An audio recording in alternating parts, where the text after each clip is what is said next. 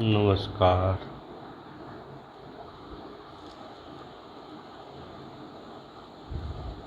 तो ऐसा है कि मज़ा तो आएगा ही ना। ब्रह्मा जी और विष्णु भगवान के बीच झड़प हो गई है तो मज़ा तो आएगा। हम लोग भी झगड़ते हैं ना, लड़ते हैं। एक आदमी बोलता है सीताराम, तो एक बोलता है राधे श्याम।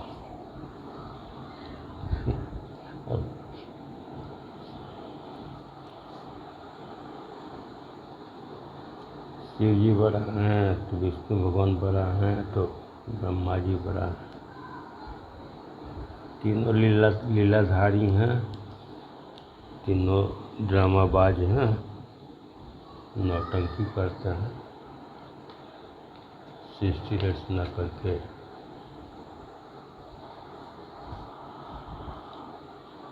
करते हैं ड्रामा। तो हम लोग भी तो उन्हीं की संतान हैं।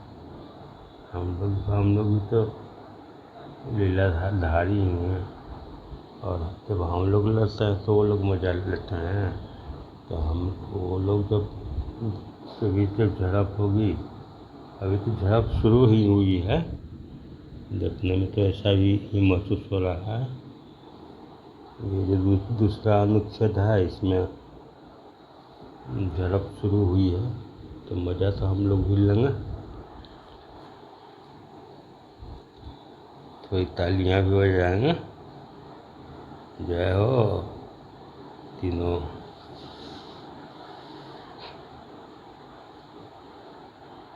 महादेव।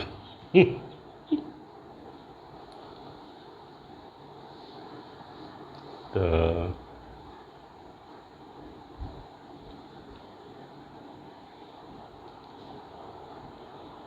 देखते हैं। तो दूसरा अनुच्छेद है,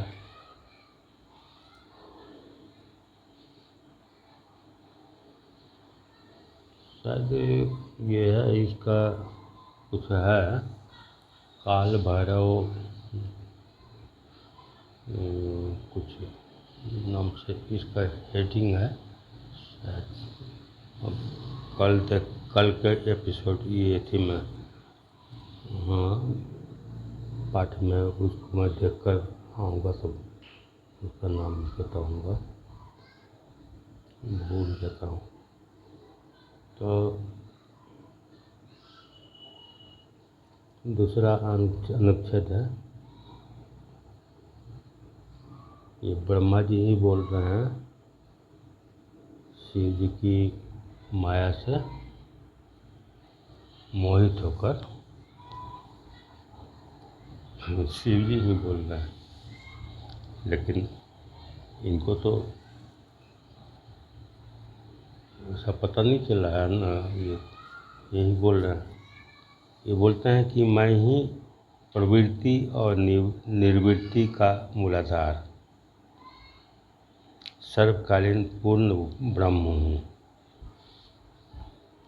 ब्रह्मा जी के ऐसा कहने पर मुनि मंडली में विद्यमान विष्णु जी ने उन्हें समझाते हुए कहा कि मेरी आज्ञा से तो तुम सृष्टि की रचयिता बने हो।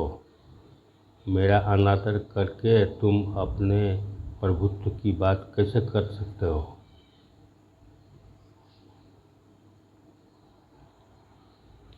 जय हो।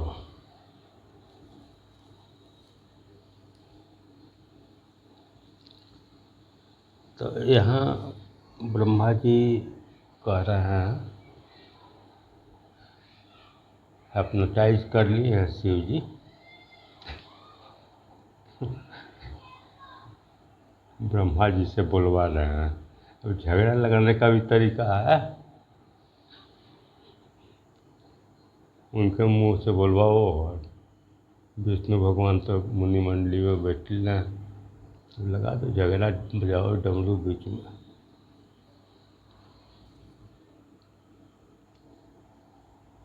तो ब्रह्मा जी बोलते हैं कि मैं ही प्रवृत्ति और निवृत्ति का मूलाधार, सर्वकालीन पूर्ण ब्रह्म।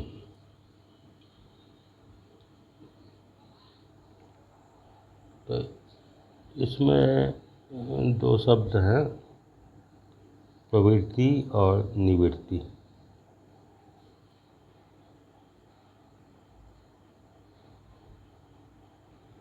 जब योग साधना करने वाले लोग हैं, योगी लोग,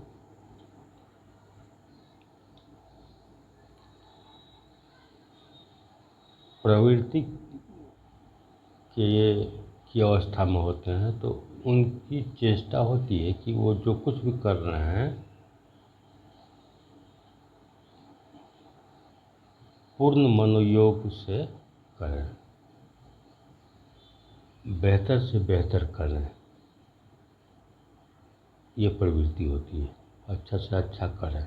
जो भी कर रहे हैं, चाहे साधना कर रहे हैं या कुछ भी कर रहे हैं, तो उसमें अपनी पूर्ण संलग्नता, एकाग्रता बनाकर वो कार्य करते हैं। ऐसी प्रवृत्ति उनकी बन जाती है, ताकि मनोवांछित फल मिले। वो हर काम को अपनी साधना जैसा ही एकाग्रचित होकर, पूर्ण संलग्न होकर, मगन होकर, मतलब रम ही जाते हैं। जिस कार्य को करते हैं उसमें रम ही जाते हैं, अपना पूरा ही दे देते हैं, दिल दिमाग दोनों। तो ये प्रवृत्ति की स्थिति है उनकी। और लेकिन होता क्या है कि अब असीम को हमें ससीम, हमारा हाथ कितना बड़ा है, तो हम परमात्मा को पाना चाहते हैं। भगवान की खोज कर रहे हैं, परमात्मा की खोज कर रहे हैं।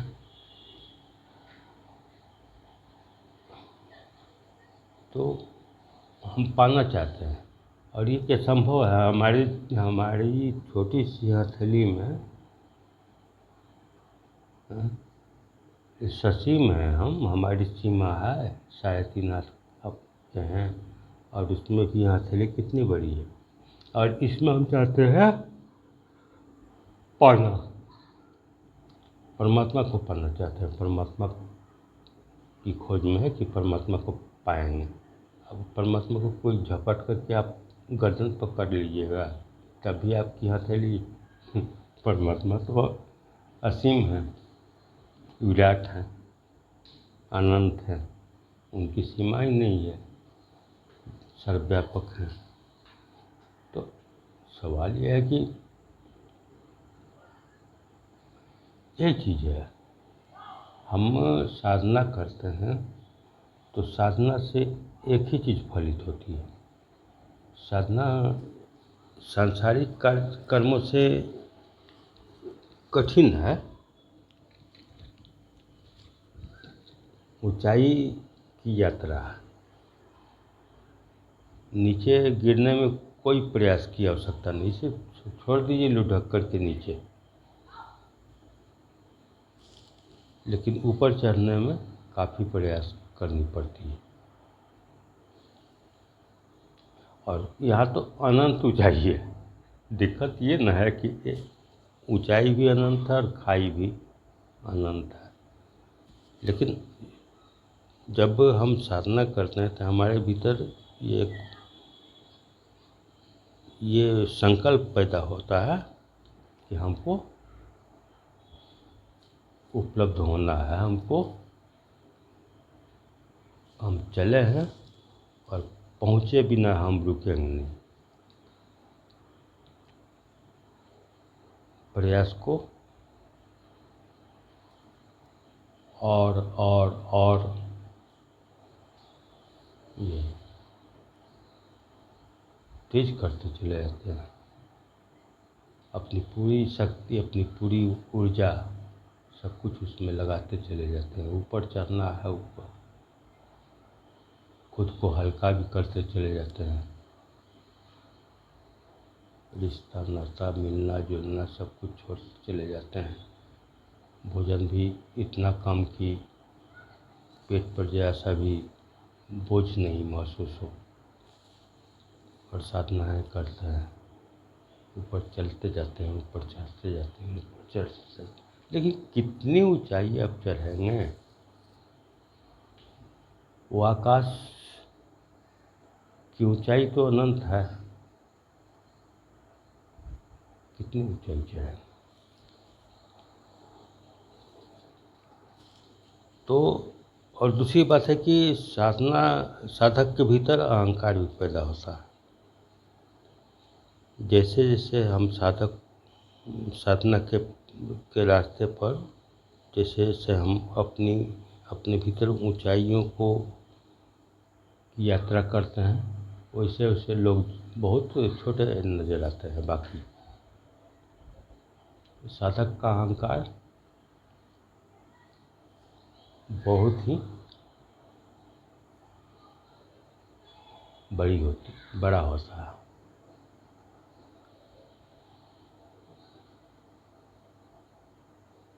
संकल्पवान होते हैं। साधारण बात नहीं है। शिखर पर जाने की बात है, लेकिन शिखर पर जाने के बाद भी आकाश तो ऊपर ही मिलेगा, दिखाई पड़ेगा। ऊंचाई तो खत्म नहीं हो रही। तो साधना अब सिद्धार्थ है, जो जिनका नाम बाद में जब समाधिस्थ होते हैं तो ज्ञान को उपलब्ध हो जाते हैं, तो गौतम बुद्ध पड़ जाता है, बुद्ध पड़ जाता है। तो वो भी अब जैसे महावीर हैं, ये जैन धर्म के प्रवर्तक, तो वो भी बड़े दिग्गज साधक थे। तो वैसे ही ये सिद्धार्थ भी बहुत दिग्गज साधक थे। मतलब किसी भी गुरु के पास जाते थे तो वो जितना बताते थे उससे ज़्यादा ये प्रयास करते थे। और उसके बाद भी कुछ नहीं हुआ। गुरु जो ये आश्वस्त करते हैं उसके मुताबिक घटित नहीं हुआ, तो फिर वो छोड़ कर चल देते हैं। गुरु को छोड़कर ही चल देते हैं। ऐसे ऐसे कितने गुरु बदली किए वो। कपिलवस्तु से चले और जंगल जंगल जंगल जंगल, ये तो जंगल था पहले। तो उस समय 2500 वर्ष पहले की बात है। आज में सब जंगल वगैरह कट गया, वहाँ पर महानगरी वगैरह बन गया है सब जगह। तो ढेर सारे गुरुओं से दीक्षित हुए। वो जो बताया, जो विधि बताया, उसके मुताबिक वो 100 से ज़्यादा 200% वो काम करते थे साधना में। अंतिम जो उनका गुरु हुए वो बोले थे कि एक चावल केवल, बस एक चावल खाकर तुमको, पता नहीं, याद नहीं है, 21 दिन कह लीजिए। कठिन हिंदी थी साधना। यह 1 महीना बोले हम, याद नहीं है, पढ़ा था मैं, पढ़ी थी मैंने कहीं पर। तो वो भी किए, उसके बाद भी कुछ नहीं हुआ तो वहाँ से चल दिए। जब वो चले तो उनके साथ साथ कुछ और भी उस गुरु के शिष्य लोग चल दिए, करीब 7 लोग चल दिए और एकदम नरकंकाल जैसा हो गए थे। 1 महीना तक, 21 दिन तक एक चावल खा कर के रहना,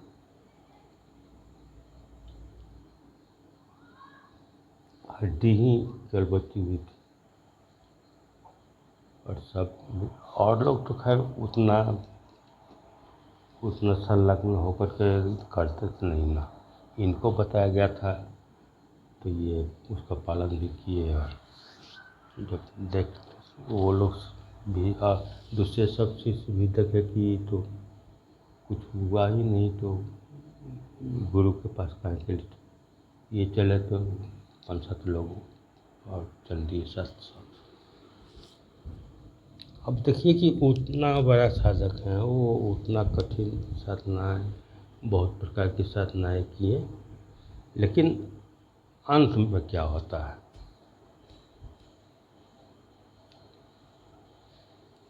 अस्थिपंजर का लोग बच गया था, लड़खड़ाते गया पहुंच गए। वहाँ भी जंगल ही था तो वहाँ शायद पूर्णिमा की रात थी, एक वटवृक्ष था, उसी के नीचे लेट गए। सारी प्रवृत्ति जो थी उनके भीतर से विलुप्त हो गई थी, तिरोहित हो गई थी। सारा प्रयास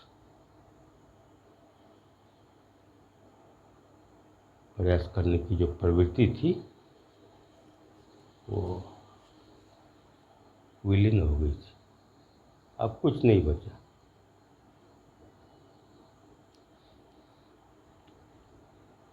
थोड़ा आराम करने लगे, छाँव थी, चांदनी रात थी, लेकिन वटवृक्ष के नज़दीक सट करके पैर से बैठ गए बेचारे। उनके साथ आए हुए लोग भी आसपास ही ठहरे। तभी संजोग से एक कोई समीप गांव की स्त्री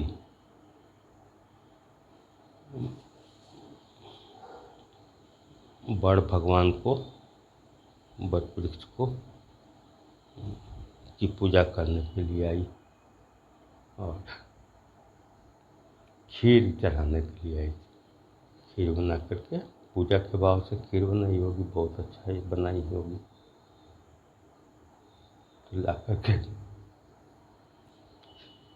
रखी तो नजर पड़ा नरकंकाल एक बैठा हुआ है, तो उसको डर हो गया कि भूत, और थोड़ा अंधेरे में बैठे हुए थे, केवल आकृति नजर आ रही थी, तो वो रख कर उल्टे पाँव भागी और इनके सामने जो खीर उसका सुगंध होगा ये टूट पड़े। सब जैसे छाप तिलक सब छोड़ी रे, तो उससे नैना मिला के मीरा। तो वैसे ही अब इनके भीतर भक्ति नहीं घटित हो गई है, लेकिन सब वो सब कर्मकांड जो था, सब साधनाओं की जो प्रवृत्ति और प्रयास थी, सब कुछ विलीन हो गया था, खत्म हो गया था, समूल नष्ट हो गया था। वो प्रवृत्ति ही समूल नष्ट हो गई थी।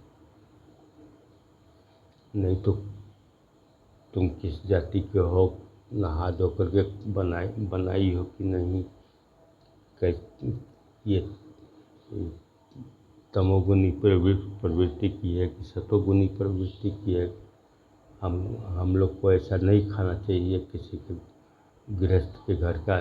तो बहुत प्रकार के नियम हैं, यम है, नियम है, आसन है, प्राणायाम है।